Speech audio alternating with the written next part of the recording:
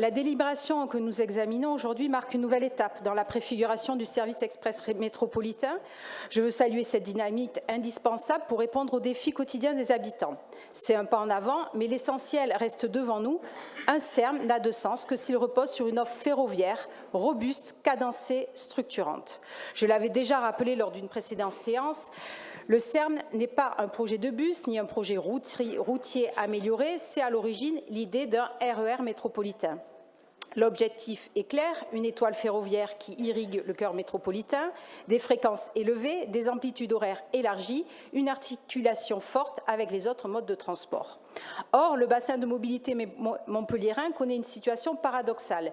Des flux pendulaires considérables, un potentiel ferroviaire important, mais une offre encore largement insuffisante.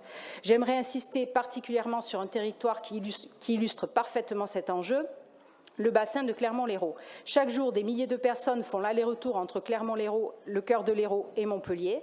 Elles n'ont aucune alternative crédible à la voiture. Elles subissent des bouchons récurrents, une perte de temps importante, une dépendance contrainte à l'automobile.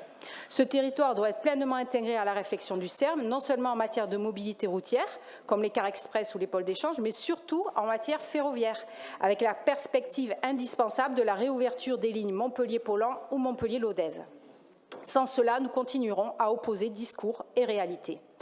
Car ne nous trompons pas, on peut électrifier les bus, développer l'hydrogène ou multiplier les BHNS, mais un véhicule routier reste un véhicule routier.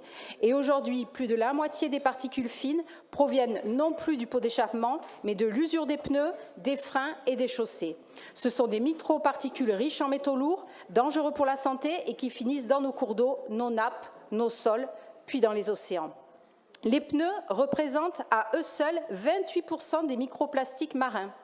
L'association Agir pour l'environnement rappelle qu'un SUV, tous les 150 km, relâche l'équivalent d'une bouteille de plastique d'1,5 litre.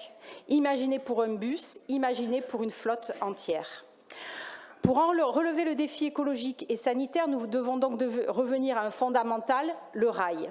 Un SERM véritablement structurant, véritablement métropolitain, véritablement durable, passe par le développement de l'infrastructure ferroviaire et non par son contournement.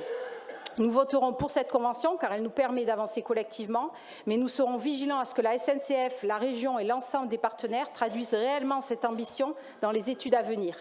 Car sans maillage ferroviaire, sans réouverture de lignes, sans desserte performante des territoires périurbains comme le Clermontais ou le cœur d'Hérault, il n'y aura pas de véritable SERM.